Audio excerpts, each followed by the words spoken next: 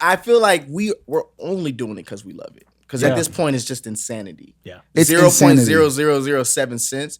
So it's like, then you see these artists who was giving their blood, sweat, and tears, and then they put out something that they want to do, and then their stands are like, flop, flop, flop. And it's just kind of like, how dare you? So the disrespect is at an all-time high, and I just don't understand how much longer the ones who love it can continue to love it and bleed out that way.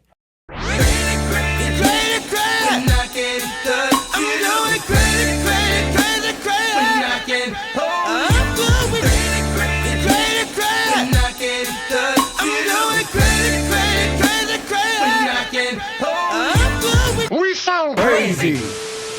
This is private between you and I. Touch my body, put me on the floor, messing me around. Shout out to MC, The Dream, Crystal Nicole. Yeah. What up? We Sound Crazy, Emmy nominated. Your boy, Congrats. Billionaires in the building. What up, everybody? Claude Kelly in the building. What's up? Chuck Harmony is in the building. Bacon for Making is here. What's going on, y'all? Ladies and gentlemen, our special guest this week is a singer, a prolific songwriter. Ladies and gentlemen. Yeah. I received that in Jesus' name. He's got new music. We're going to talk about it today. Ladies and gentlemen, Elijah Blake, make some noise. Welcome. I was saying that we asked other one of the social platforms who they want to see on there, and you were like top 5. Yeah. Wow. That crazy. really matters to me because this is my favorite. Wow. And I'm not capping. I always say there's too many critics and not enough credentials. So when the credentials are behind the critique, eat it, yo, shot of that kind of crept up on me. I didn't even expect that to hit me like that. You're going to make me turn around on this piano right now. My God. I'm ready. Yeah. When the critique is backed by credentials, Yes, Lord. the weight is heavier. So I like that. Being a lover of music and people and me being a church boy, I know that when you guys, and that being the roots of R&B music and just music in its totality, coming from you guys, and I know you guys really live this thing. Yeah, man. I looked up to you guys, and I still do. So I know I like to get the information, I filter it through you guys. Man, that's an honor, man. Yeah. Wow. Big words, bro. I feel like a journalist. Right. I feel that too. Oh, I feel like Bryant Gumbel. I don't know. It's the first thing that came to my mind. You know what I'm saying? No, what I was gonna say, since we got a prolific songwriter on the couch, what I was gonna say is one of my favorite things that I get to do as a musician is to listen to the radio and hear songs that my friends have written. Wow.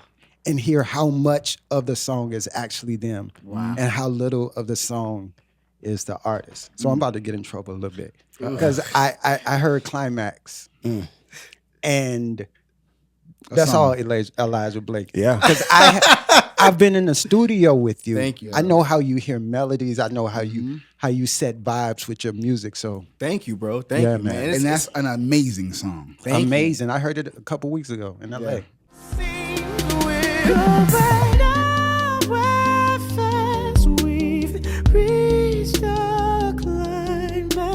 It's always amazing to be a part of something I feel like was a part of a shift. You guys have several, but for me, I feel like I remember that time in the studio where everything was David Guetta and everything was like Calvin Harris. Yeah. 4 on the floor. You know what I mean? And it would have only taken an artist like Usher to kind of like interrupt that. So when people always be like, why did you give him the song? And I'm just kind of like, and you understand this better than most people. Like we write differently for ourselves because that's a different responsibility and it's much more intimate as opposed to kind of like tossing the alley-oop to somebody like, oh, like you've established this type of relationship with your audience where go get them motherfuckers. Can I curse on here? You know what I mean? Exactly. So it was one of those type of things where it took him and what he established with us as a culture with Confessions to kind of come in with that record and say, okay, everybody quiet. Let's slow it down for a second and bring it into like sonically where I think R&B was able to thrive again. And I love that because that's a responsibility of when you're at the top dog like that. Is to be thinking about how to push the culture forward. For sure. And it's not always the biggest artist, but when you do have like Usher does, you have no idea how that has a ripple effect on the community. Like we talk about all the time. Like shout out to Melanie Fiona, right? Yes. We were coming in the game when If It Kills Me, And It Kills Me. and it kills me. Yeah, if it kills me, yeah. Well, you know, song. It kills me. It kills me. It kills me. That song was like the first time, around that time too, was the first time in a long time there was like an emotional mid-tempo where a singer could sing and open the door for a lot of stuff. Bittersweet for all the stuff we did. Yeah. It is allowed for people to take those songs again. Yeah. So there's always that song that like changes the game. Yeah. Another one was "Let Me Love You." You remember when "Let Me Love You" came Changed out? the game. For sure. I'm interested in knowing with Climax, what was the process of that record getting to Usher? So the process to me is just like it started before I even got to New York. Yeah. Because there was a camp happening in Miami for Chris Brown and this artist that Mark Pitts had named Jawan Harris. I remember Juwan. Yeah. You know what I mean? Yeah. And for me, in spaces where I don't feel I can do my best, or if it's overcrowded, I'm the type of person like if it's like 50 niggas in one room, I'm probably gonna try to find another room and like if it's just one other producer, you know what I mean, and be like, yo, what you doing over here? So obviously Chris was the superstar, so everybody was in Miami wanting to be a part of the Chris camp, and it just was overcrowded. Everybody fighting over 5 lines and all the incredible people. But then Jawan was in the other room, and I knew Mark was really passionate about him, and I was the only one kind of in there like working on Jawan Harris, and I didn't have a relationship with Mark Pitts at the time, but Walter Jones, who signed me, shout out to Walter Jones. Shout out Walter Jones. He, Mark is like his mentor in a way, and he was like, yo, the records that you're doing for Jawan, Mark really likes. And I guess that made Mark really appreciate like my sense of melody and my wordplay. And so I guess at the time when Usher was asking him like, yo, who's like new, young, and fun and fresh for this project? The first person that came to mind, luckily, because I was the only one. You know what I mean? I couldn't, at the time I was brand new, I couldn't really compete with the people in A-Room with Jim Johnson and those guys. Yeah. But I was at the front of his mind because he was also just as passionate as Jawan Harris. So then they flew me to New York, and I thought it was a joke. It was like, yo, you want to go to New York tomorrow to write for Usher? I was like, yeah, right. I'm on the flight, like I'm gonna get there. They go, Usher gonna be like, who is this guy? A knock on the door. He opens the door. He's like, yo, I'm Usher. I'm like, nigga, I know who you are. You know who I am. But you know what I learned? One of my favorite words is, God doesn't call the qualified, he qualifies the called. And I had to Run it back. Rewind. And say it again. Say it again. He doesn't call the qualified, he qualifies the called. And it was already meant for me to be there. And once I rested in that, because I was just like, at the time, Diplo was already going crazy because Run the World was going crazy for Beyonce. Yeah. And I was probably the least qualified in that room, actually. I had like a couple of placements with Trey, but like nowhere near the level of like Usher and Diplo and everybody there. And I'm a church boy. So soon as I was hearing when Diplo had it was the same tempo it was like that 4 on the floor. And I told Mark Pitts, I was like, this is the most depressing dance song I have ever heard. I was like, my God. As soon as he took the drums out, I was in my praise and worship element. And so I heard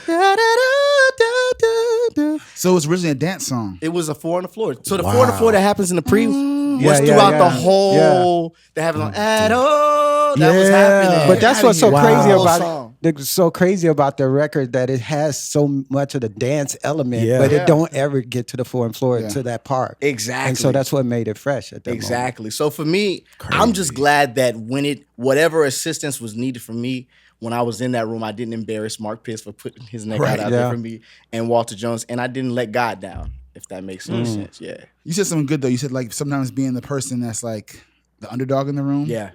That's always served me well. Because it actually gives you the extra edge. Exactly. Everyone else is actually probably more comfortable than they realize they are. Exactly. Because you kind of got it. Exactly. So that person that's like, I have to make this. This writing camp work. I have to.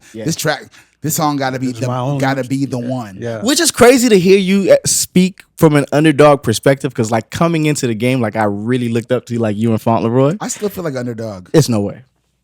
There is no way. To this day. To this day.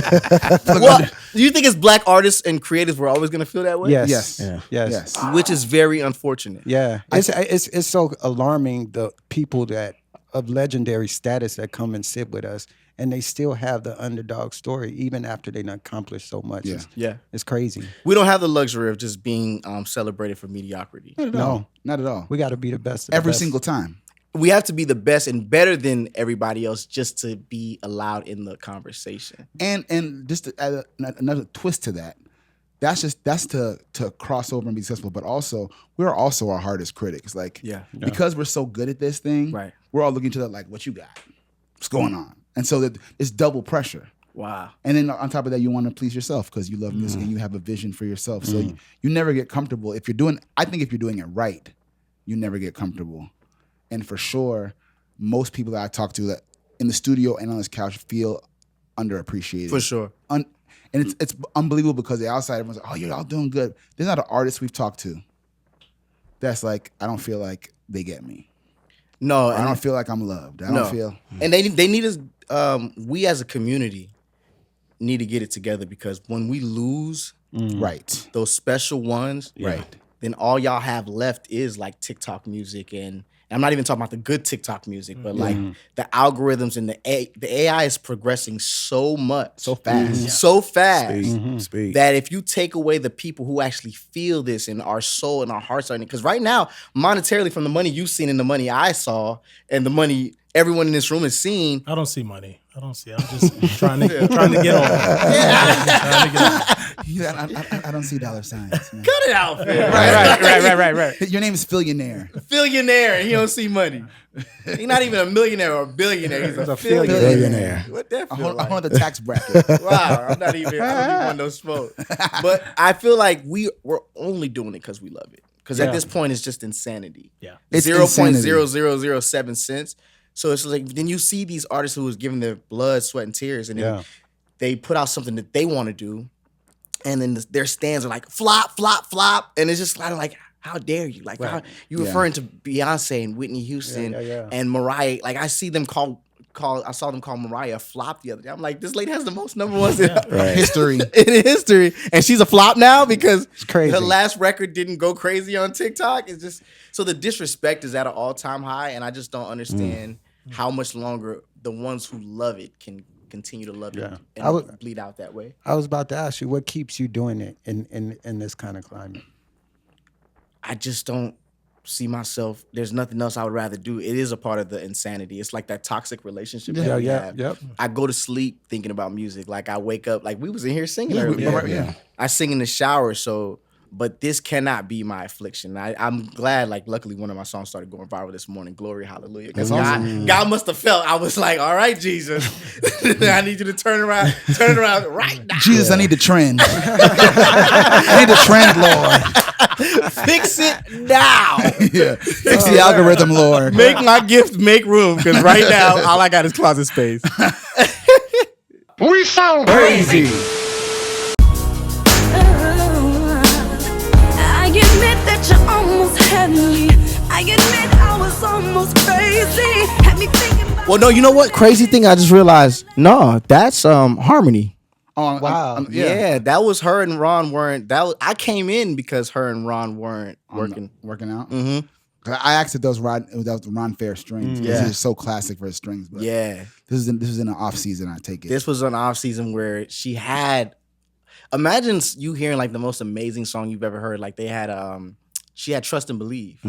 Great song. We're talking about Keyshia Cole. Keyshia Cole. Yes, I'm so sorry, sister. I'm so sorry. Or as black folks say, Keyshia Coles. Keisha, Ryan, who is like my sister, which is crazy because the songwriting process is so intimate, right? Like we talk about relationship advice and everything like 10 years later, like, and just, I was in the studio with her and just how personal she had to be and transparent. I was like, oh, I hope I can never be this transparent.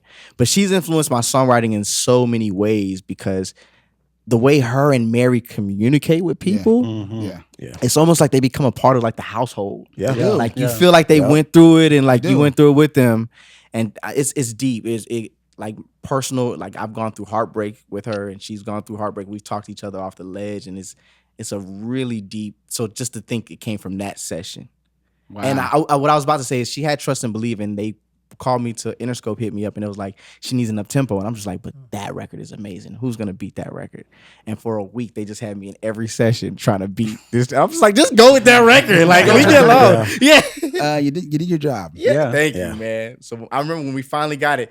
This is actually the funniest session story because they were forcing it so long. And we went in with Harmony. And he played the beat for The Way, which became Ariana Grande's record. Oh, okay. And I was like, Keyshia, this the one. And she was like, I ain't feeling it. You know, she had just got married. She had a kid. She wanted to leave the studio. She was just there because Interscope was saying it was her last album with them. So then he played this beat. And I'm like, okay, she's like, all right, we could rock with this. So I go in the booth and she does a melody and she's not really too much feeling it. I remember, you been to Harmony's old studio? I think so. Yeah. When they had the glass and you could kind of like see people in the room. So I'm watching her and every melody I'm doing, like she not really rocking with it. She just don't think that this song is it. And she had this big old Louis Vuitton bag.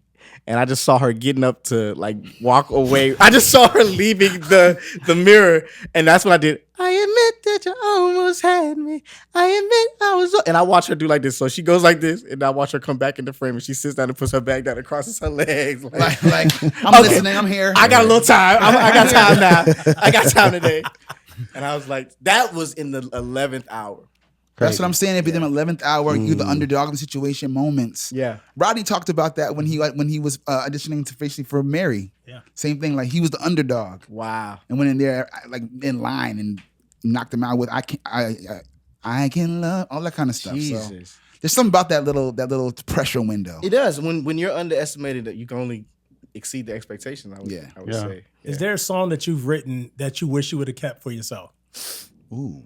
Good question. Actually, no. The answer is no, because I never. My stories are too personal to ever put that on somebody. Like some of my songs, I can't even go back and like listen to. Not all of them, because not all of them are that tragic. But especially this last one, like there were a couple artists that I really look up to. That was like, Keyshia was like, give me this song. She texted me like for 4 days for Ghostbuster.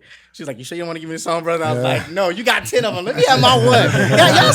Y'all so selfish and greedy. Like she really hit me like a week later, was like, you sure? Yeah, I'm sure. But no, like it's more personal because I'm learning now I went through these things for a reason to help somebody else get through it. Mm-hmm. God wouldn't give me this voice. Yeah. If I was just be a songwriter, he wouldn't give me this voice in the way I sing and my roots in church if I wasn't supposed to use them to convey my own message and my own way of healing for somebody else. So no, but there are some I wish I would have done it as a duet or a feature. Yeah. Do you remember the moment in your journey when you realized that this would be your life? Like, is there a song, an album, an artist where you just like the light bulb just went off for you? Prince. And I was a kid. Yeah. I was like 5 years old, and like my mother, she was a nurse, and they had to take a child to work there, and she had like this patient who spent her whole life in hospice, spent her whole life collecting music. Mm-hmm. So imagine like you're a product of what you hear in the home. Mm-hmm. And my mother is a Caribbean woman, so we didn't have much American music in the crib. All we had is Celine Dion, and that's only because she sings in French. So when this woman died, my mom took me to work with her at hospice, and she's like, "What do you want to be when you grow up?" I was like, I was just saying I wanted to be a singer.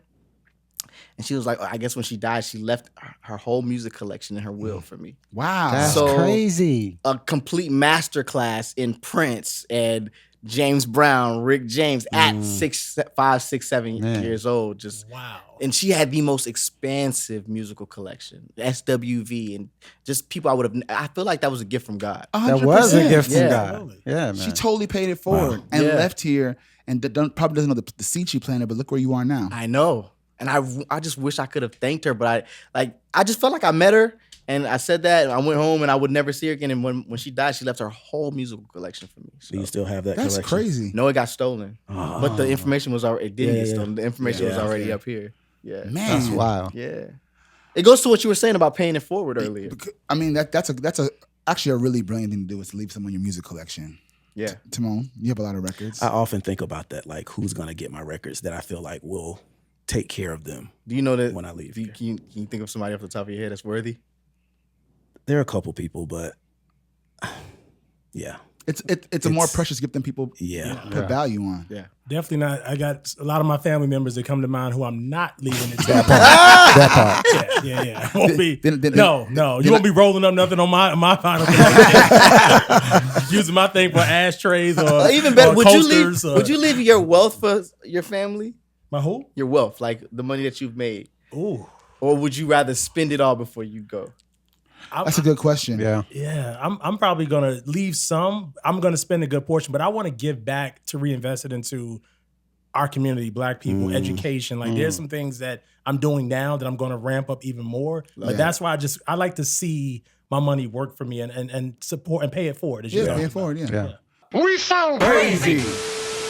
You set the bar too high, they can't even match your fly. Can't get you out of my head, out of my brain. Chasing after love that I know has been dead. Ghostbuster. Man. From our special guest this week, Elijah Blake.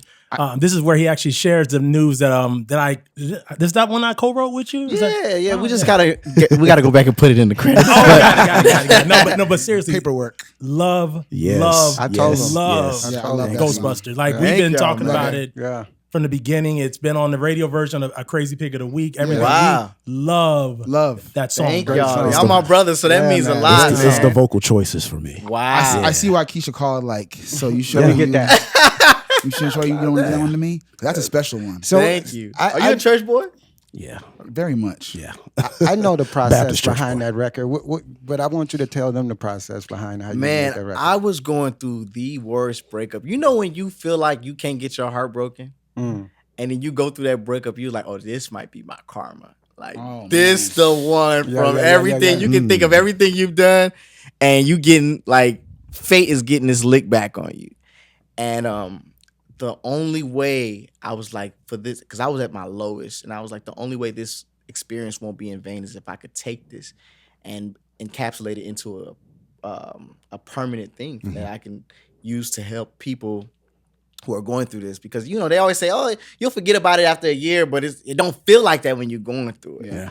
You know, you plan the future with this person, and it's just like, oh, wow. So I drove an hour and a half to the IE, to the producer's crib, and the producer, like, both of them, they don't really care about, like, the music industry like that. Like, they just be playing Call of Duty, and like they're like sound vendors. They're like kids, and you can't find them. Like, even when we was trying to do the splits, like we needed the files, we couldn't find them, and we're like, where is this guy? My man is like, where is this guy? And the other one was like, oh yeah, he just was in his room playing Call of Duty and like not responding to nobody. We try to get it cleared, but I'm in his bedroom. His girl is in the living room. I'm singing at the top of my lungs, and like I'm telling you, crying. When I recorded this song. Wow. And shout out to Snow's, like my sister, and we're able to like play records for each other. It's always cool to have those people in the industry where you can like, am I tripping? Is this a really special record? And she's like, it's a special record. She's like, are you sure about keeping that bridge in there? You know, with everything happening. Just not saying yes or no. She just was challenging me with that thought. And I thought about it for a second, but then I realized like, yo, like this is where my connection happens with the record. Like when you hear End of the Road, and Wanye goes off, that's when, you know what I mean? That you like, he means this record. Like he means this thing. Like, oh my God. We need those. That's R&B. R&B. So bring back the bridges. Bring back the bridges. Bring back the bridge. Yeah. When people connect with that record, that's the part that they talk about. Is that one. Bridges matter. We should play a game called Take It to the Bridge. Take it to the bridge. Let's play. But how many niggas in this game could really take it to the bridge? Is that why we missing out on bridges? We're not gonna start this fire right now. No, we can start the fire because you gotta be able. Here's the thing about a bridge: you gotta be able to do a bridge and to take it up from where it just not verse. Free melody. And a bridge means you gotta be able to sing and maybe find a key change, and it's actually the hardest holding part. Long notes to go into the. And it's the most emotional part. Yeah, we're gonna take it to the bridge. Let's take it to the bridge. Let's take it to the bridge. Let's see where we go. Oh baby, good love and protection. Oh, make me your selection. Show you the way love's supposed to be. Baby, you should let me. You should know better, girl. You know you deserve better. We should be together, girl. Baby, whatever, girl. Yeah. Hey, so can we make? Oh, y'all put me on the spot. Yeah. You should let me love you. Let me be the one. What? And that's how you come out of the bridge. Yes. Into the last chorus of the song, ladies and gentlemen. Let's get another one. Let's do another That's one. 1 point for Elijah. 1 point. Definitely 1 point for Elijah.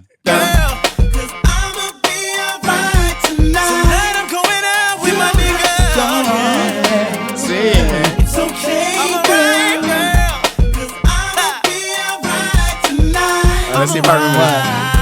Gonna boogie tonight, 'cause I'm honestly too young of a guy. What? To stay home, waiting for love. So tonight, I'm gonna do what a single man does. And let's party. Yeah. Sing. All right now. That's 2 points. Two. That's definitely That's two. That's 2 points. That's 2 points. That's absolutely 2 points. That's 2 points. So this is the last one. Come on, Phil. You giving me hard ones, bro. Let's go 3 for 3. Let's see if we got the. Oh. Ups and downs. I gotta drink my water. Sing, Claude. I did not warm up for this. Help me, y'all. At first you didn't mean that much to me, but now I see you're all I need. The world looks so brand new to me. Yeah. Now that I found love, everything I do for you. And every word that I speak for you. It's what I say, what I believe is true. You've got to know I do love. So many people use your name in vain. Love. Those who have faith, sort of go astray. Love. Through all the ups and downs, the joy and hurt. Love.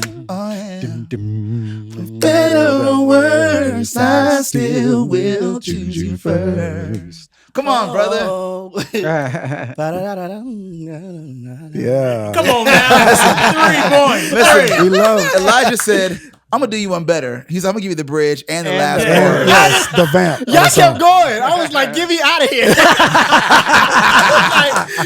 Claude was still over there messing it up. I was like, killing it. I was like, wait a minute. I forgot the words. I'm like, but he got the ad-libs. No, I was over here like, see, he was messing me up. Listen, See, bridges still matter. bridges still They matter. Bridges still matter. And singers who sing bridges. That part. Yes. Oh my Still God. matter. Yeah. Testify, Pastor. That's what I'm saying. Bring them back. And Wow. they gotta stop letting the songwriters out sing now.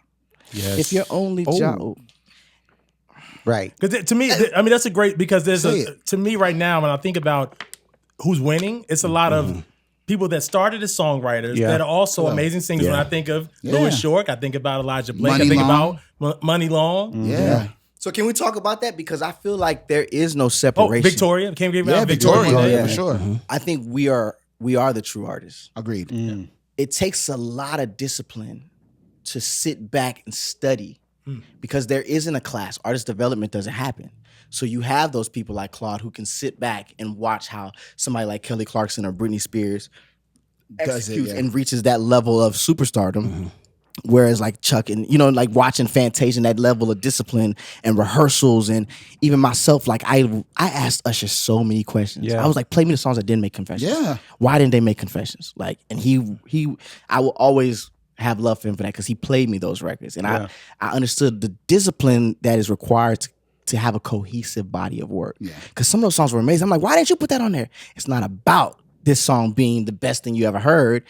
Yeah, that matters, but also like, how does this story tie into this other story? How does Superstar tie into Bad Girl and sequencing and me and Money Long talk about this too, like even with her and being around Rihanna and those type of things. So I think we are the last batch to go through true artist development. I Victoria agree. Monet and Well Ariana said. Grande. Yeah. I 100% agree. Yeah, we started off that way. Before I even knew I could write songs, my dad had me on tour in London, like doing at 14 years old, like just performing my own songs. I only realized I had a gift of storytelling because nobody wanted to write for me. Yeah. You know what I mean? I didn't have like the clout per se for, when they were coming in, when I did my development deal at Atlantic and they were flying writers in with Trey, like Chef Tone and everybody who I admired. I was like, can y'all write for me? And they like, and I don't blame them. They trying to get a placement on Trey. Yeah. But meanwhile, Mike Karen's calling asking like why hasn't, Red Styles at the time, which was my nickname, hasn't sent any songs. And so I'm like sitting down writing my songs. Cause I'm like, I'm not just sitting here in Atlanta not doing nothing. You know what I mean? So it starts off with our artistry, I think. That's when I met you when you were Red Styles. I met Red Styles. Yeah, man. Jerry won the studio. I met Red Styles. Yeah, man. Which will be my nameless, but it was a group that I was working with at the time, and I'll just leave it at that. But yeah, man. But thank you, brother. Phil, you always believed in me. You would hear my demos and you would be like, yo, like, what you doing? You know what I mean? You rooted for me, especially Wardell Malloy, who's over there, who has been my champion. Our Irby winner. Our Irby winner. Or as he says, Estelle. Estelle Roll. Esther Roll, people. But, but if you're a winner, you can say whatever you want. Yeah, that's true. Now we love Wardy. Wardy, you got to get you on the couch. I'll be on the couch. Get ready to get canceled because he just say anything out his mouth. They don't know Wardell Malloy like we know Wardell Malloy. So I want to talk about Elijah. Yes, please. The new album. Talk to us about just what to expect. Who did you collaborate with? Take us on a journey. Yes, please. I wanted to. So this conversation goes perfectly into it. I feel like what's happening with the Money record right now with Jermaine Dupri and like I don't know why R&B just treats the greats so bad, right? Like everybody else, Max Martin can make music forever. Doja Cat, he's been there since Ace of Base, but they can't wait to say as black creators like we only got 3 years. Yep.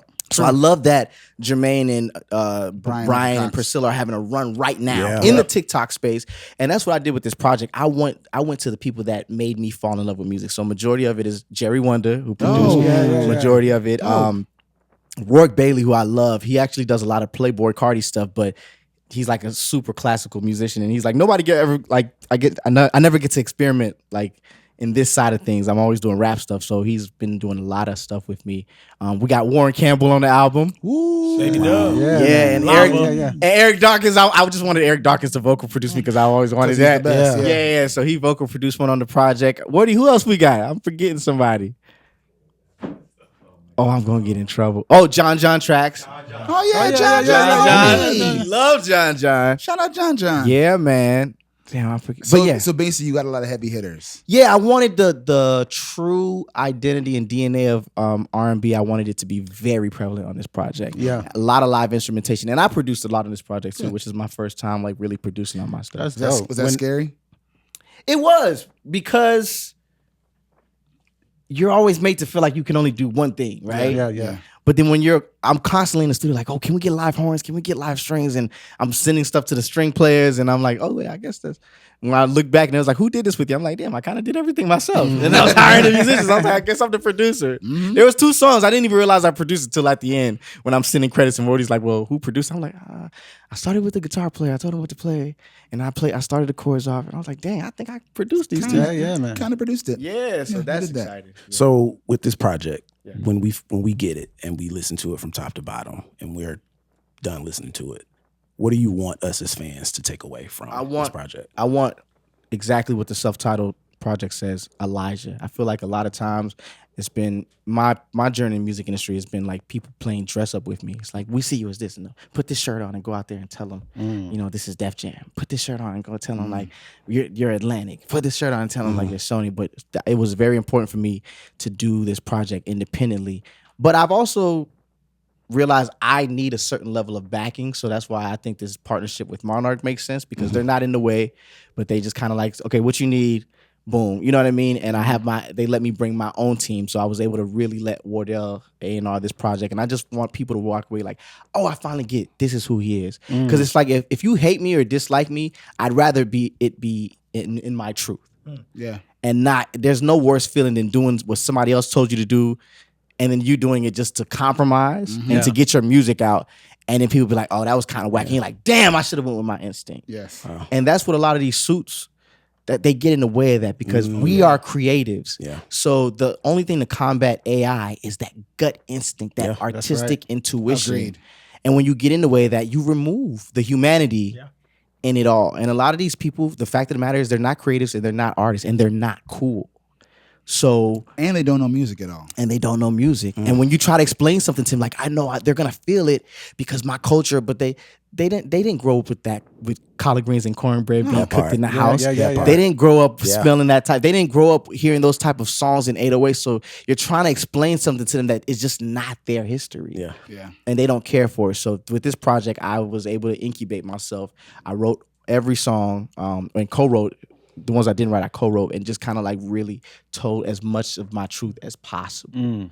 So it's completely unaffected. I can't wait. Oh, Cannot wait. Yeah, I've been rocking with you since that means a Def lot, Jam man. That record, means a Shadows and lot, Diamonds, man. for real. Oh So, wow, you said the first. Oh, see, Yeah. That's how you know somebody really. And I know rocking. you had a couple projects before that, but it was like that one was the one when I really locked in, and I've always appreciated the fact that you've just been consistent with the projects. Like, thank you, man. It's a fight, and that's why I really root for like y'all. I really root for people. You can never count like somebody who wakes up and thinks and breathes music. You can't count them out. I always knew Priscilla was gonna do what she was gonna do. Victoria Monet too. And I went to, it's so crazy. I went to, because I love the fight in artists because I know what we go through. And I saw like her fighting, like with that last visual. I was like, oh no, she's fighting for it. Oh yeah. And I went to follow her on all the platforms, and I saw she was already following me. So I'm like, oh, this is a girl who studies. Yeah. And you can't count somebody like that out. Nope. I love how you put that, because when you look at that video, she's fighting for it. This is Yeah. a girl, a chocolate girl that they've locked her out of every room, and she's like, nah. We started a conversation.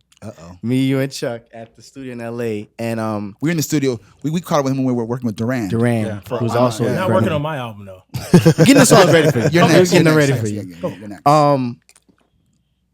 A big part of what you're saying too is a consequence of us being mishandled by our legends and our idols and our heroes. And when that happens so much, and it kind of forces you to be like, well, shit, if nobody got me, I got me. Yes. And you're in a tough position because you can't call these people out for two reasons.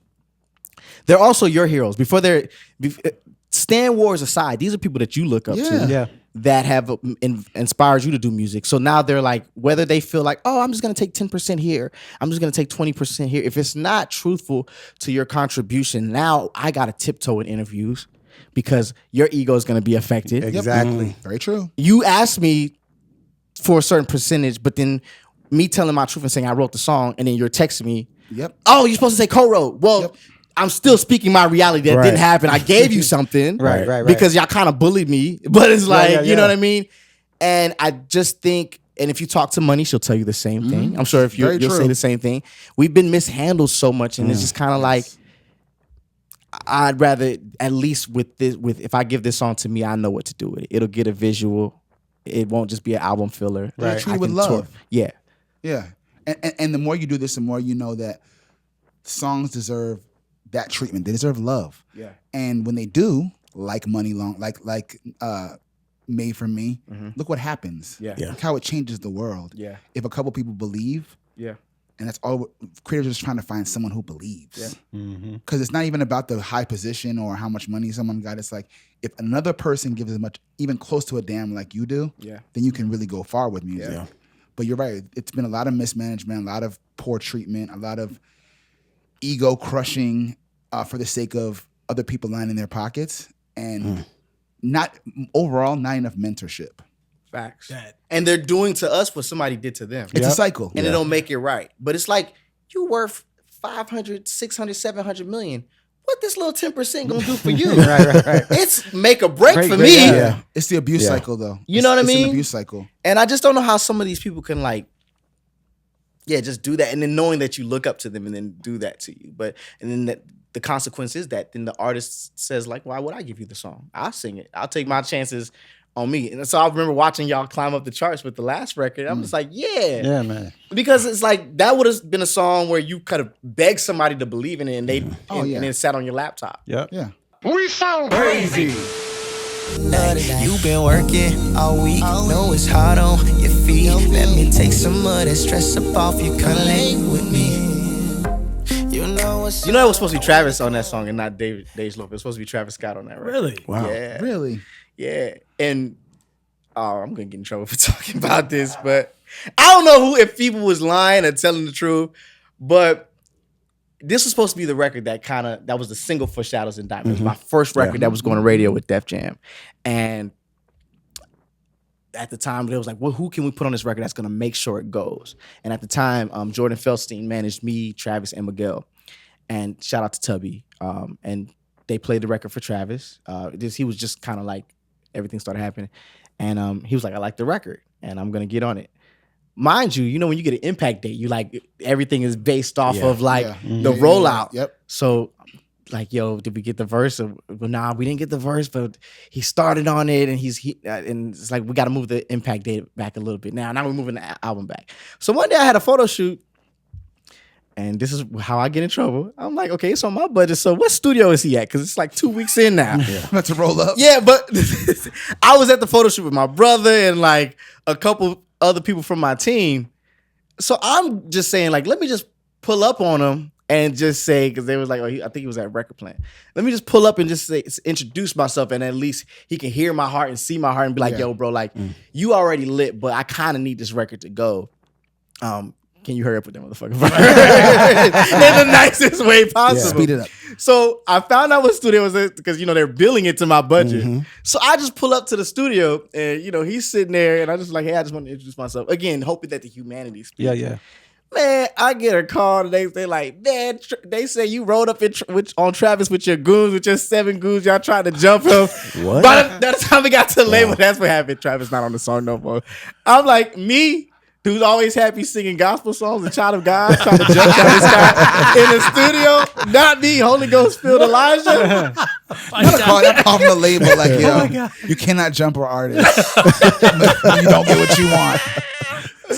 So Elijah, we play a game here at We Sound Crazy called Keep or Kill. Yes, we do. Okay. And it's a fun game. The keep is your preference. Is nothing against the other person, but just who you would choose to keep. Music is subjective, everybody. Is this the thing that got Tamar in trouble? Well, I don't know if did she get in trouble? Oh yeah, the blog. Everybody's entitled to their opinion. They are. Okay. Yeah. So I'll kick it off Okay. in that spirit. Mariah or Whitney? If Tamar got in trouble, I'm gonna get in trouble too. But I'm gonna explain why before I say it. Because of my appreciation for storytellers. And Mariah is the supreme storyteller for me. Yeah. It's Mariah. That ain't bad. That's good. It's Mariah, and I think in terms of flat foot singing, just a microphone, nobody's touching Whitney. You probably won't even hear another singer next to Whitney. Right. But also, Mariah's ear is highly underrated. Agreed. Arrangements, Arrangements, and just how she maneuvers background vocals and her cadences. Yeah. But there's a run I implore, I decree and I declare that there is a run on a song called Can't Take That Away From Me, when people are like, oh, Mariah can't sing. And we were talking about Bridges when she goes, that shines brightly. That was the first time I heard somebody come out of a run like that and run it back up. I don't know if I've ever heard Whitney do that. Oh my God, they're gonna kill me. I don't recall hearing. I don't compute. I got one. All right. Brandy or Monica? Ooh, Brandy. Okay. Honestly, the thing, I love Monica's catalog, but if you choose Monica, I'll judge you. Oh my God. I would definitely I understand judge what you're saying. Because even Monica. I've heard people ask Monica this question, and Monica tell me if I'm lying, but Monica's even chosen Brandy. I've heard her like say that in terms of vocally, what Brandy does, nobody does. So Okay. yeah, Prince or Michael Jackson? Prince. He didn't even get it out. Before you could even say the Prince. You know why? Because I went to look at vinyls the other day, and when I picked up Prince vinyls, it said all arrangements mixed and mastered by Prince. It said written, produced, all musical arrangements by Prince. Yeah. Enough said. I think we dropped the mic at that point. Rodney Jerkins or Timbaland? Now, that's a tough one. That's a good one, That's a Timon. good. Oh man, and Rodney is my bro. Ugh. And he watches the show. They both do. They both do, actually. Yeah. See, because of my love for Aaliyah, my mind naturally goes towards Timbo, but my love for music and vocal production and like musicality is Rodney. So I think in terms of what I've taken with me into my own artistry, it's probably Rodney. Sheesh. Go ahead. Go ahead. Destiny's Child of TLC. Oh, they gonna be mad at me. I'm gonna say, ooh, and Kelly, my dog. Oh wow, oh wow. I had the biggest crush on Chili, so it's TLC. Okay, fair enough. It's Fair enough. TLC. Ain't But then it's TLC. Ain't no wrong answers. Okay, I feel bad, man. Nah, don't feel ain't no bad. wrong answers. Ain't no wrong answers. Writing or performing? Performing. I'm a church boy at heart. Like writing is just the how I get there to the story. stage. Yeah. But communicating those lyrics, because I think storytelling is performance is like the highest form of storytelling, because I could sing a certain line and then you could sing that same line and make it mean something completely different. That's right. So I think that's the part I enjoy most, is making the lyrics connect, and like you can hear it one way, but then like looking you in your eyes and singing, you're like, oh, that's what it meant when you wrote it. You got one, I can see it. Yeah. Shadows and Diamonds are audiology. Audiology. Just because That was a great record. what I went through to get out of my deal at Def Jam, everybody was getting dropped around that time.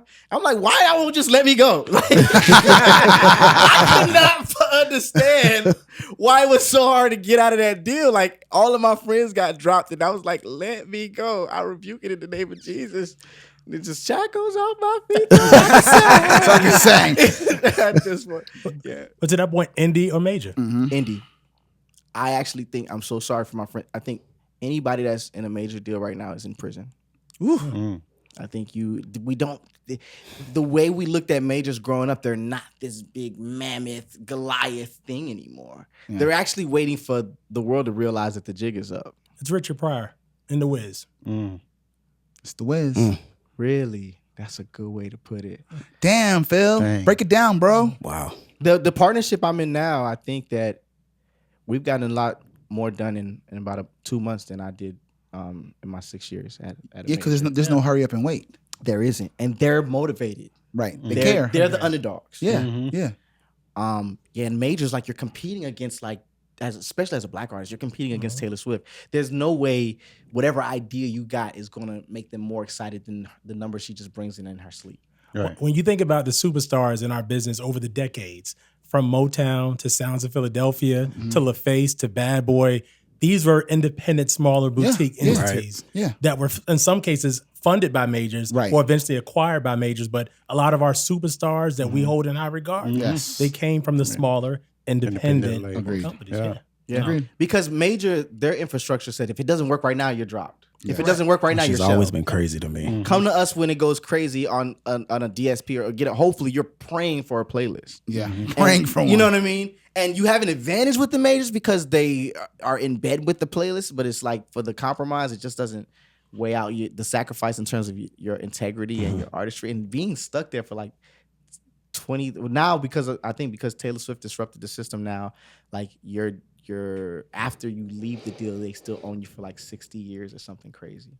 Like that's like a new standard in contracts now, because you can't re-record your music for like another 60 years. Damn. Yeah, that's crazy. Make some noise, Elijah Blake, Keep or Kill edition. Yeah, man, and drop some gems in the middle there too.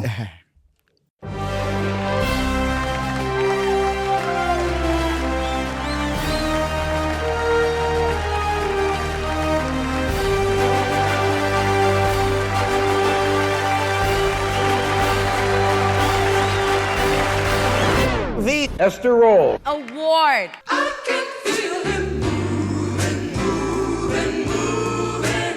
I can feel him moving, moving, moving, moving on the altar of my heart. Every now and then.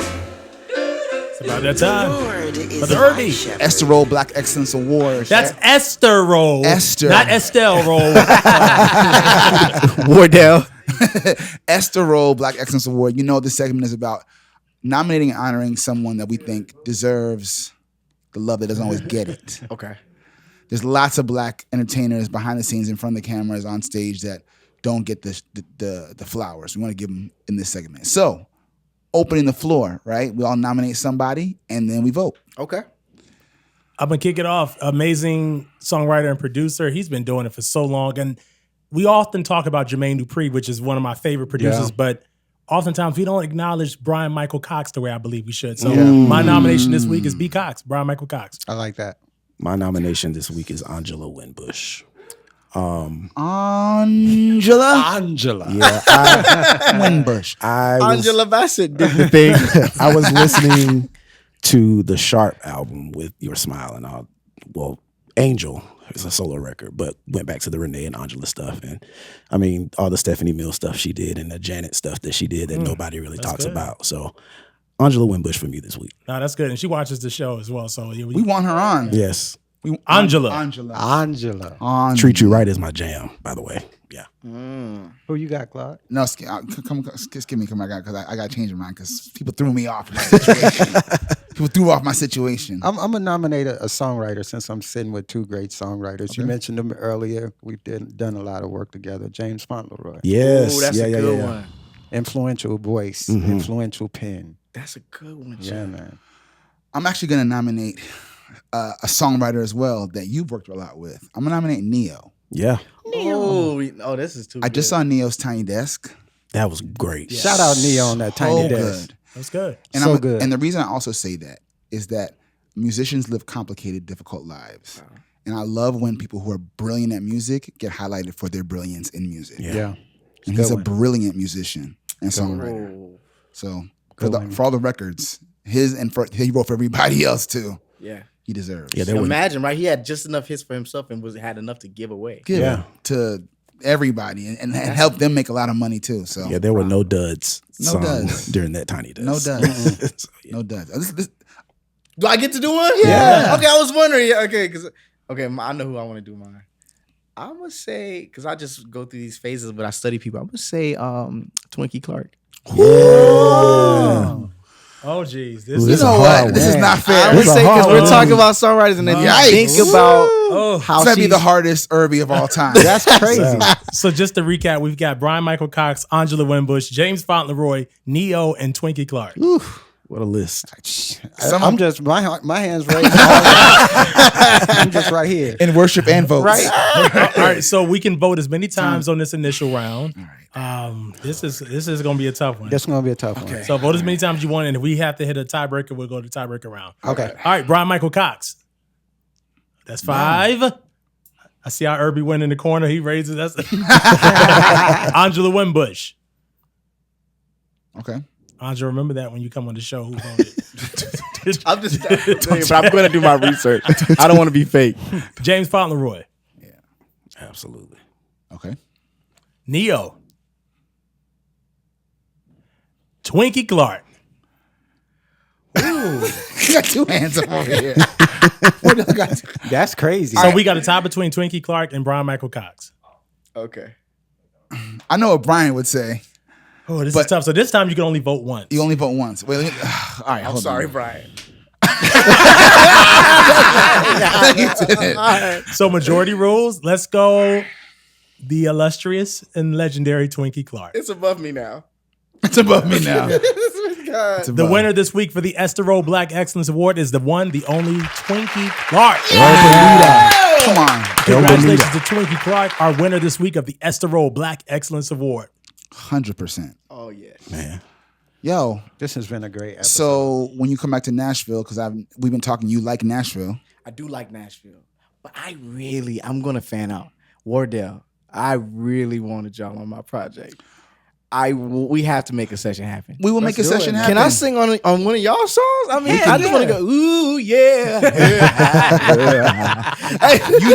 You know we got a series called Songs of Friends. Yeah, man. I would love that. And you are a friend. And, and we do songs. So it makes sense. So session starts, we'll go right now. Right after this. Episode. I'm not playing. Yeah, man. No, we're serious. We're talking about. If y'all got a song pulled up, I would literally you like pull it right down. Just go ahead and just lay it down. Yeah. Now the thing is, we got to cater something special for every person. So you got to come here. We got to create. Okay, I will book my own travel. There's a reason for you to come back. Yeah, I really came here today to tell y'all, please work with me. I'm just well, can I get a song? Well, it worked. That's easy peasy. You know what I'm saying? Yeah, Let's do that. Let's do it. Well, look, before is the release date for Elijah yet? Yeah, Wody. Can we say it on here? It's August August 12th. August 12th? They moved my. Y'all please go stream Ghostbuster and stream all the songs so they don't move my release date back again. I'm just wondering if we can get an exclusive or just like something. Can we? Because you I'm got gonna airdrop it to you right now. Because you got music and we want it. Okay, Here, I'm gonna airdrop it to you first. right now. What's the new single called? It's called Sugarwater Lime. Ooh. And I'm so glad I'm in a room with like musical beings because I think that you guys can explain this better. Can I play a little bit for y'all? Yeah. Let's see. Okay. Sugarwater Lime, but we tried. We couldn't make lemonade. Oh, I love that. That feels so good. I love that damn That's song. the highest compliment from y'all, man. Yeah, man. And the poetry in there. It just talks about entering a relationship and realizing that you never had the ingredients to make it work. Wow. And being transparent and truthful in the boundaries and the way you want to be loved and how you're able to receive love and also give love. That is brilliant. Yeah. Thank you, man. Great Thank song. you. Yeah, I'm ready Thank for y'all. this project. I'm ready Right? for it. Yeah. Oh, man. Yeah. I'm going to bring y'all vinyl. When I come Yeah, back to you, yeah. We need vinyl. Yeah. 'Cause Please I know- do. I saw you guys had the vinyl player downstairs. Yes, we play vinyl all day. Yeah. And Wardell was like, see? This is what these niggas don't get it. You see Claude got the vinyl guy. Wardell was down there like, this don't happen on accident. When Wardell get to point at you, he's about to cut you out. This shit don't happen on accident. The niggas play vinyl. Now we play vinyl here. We buy them, we Love play them vinyl. here. Yeah, for sure. Make sure you follow us on all platforms at We Sound Crazy and WeSoundCrazy.com. And shout out to Visit Music City for always holding us down. Thank you so much. Now, Elijah, you're the special guest. Okay. So, end of the show, the special guest gets to choose the going out song. Anything that just feel like it describes this conversation, this day, how you feel. But before we do that, Elijah's Sugarwater and Lime and Ghostbuster are available on all streaming platforms. Go get that good Go music. listen to it. Stream. Stream. If you still download, do that too. You We know all what I we mean? got. Yeah, we all all we we got. Buy it if you can Buy because it, one please. purchase is worth what, like 12,000 downloads or something like that? Really? Yeah. A lot more than streaming, Yes, a lot more. for So sure. Yeah, I meant to say 12,000 streams or something crazy. I wish one buy was worth $12,000. That's a business I can stand behind. Imagine. what you gonna take us out with, Elijah? What song? Let's do Purple Rain. Sorry. I'm sorry, Stevie. Oh, we're gonna go with Prince. We're gonna go with Prince. Purple Rain. You can never go wrong with Prince. You can One of never my go wrong favorites. with Yeah, Prince. Until next week, y'all. We Sound Crazy. Thank you, Elijah Blake. Yo, We out thank here. y'all for having me.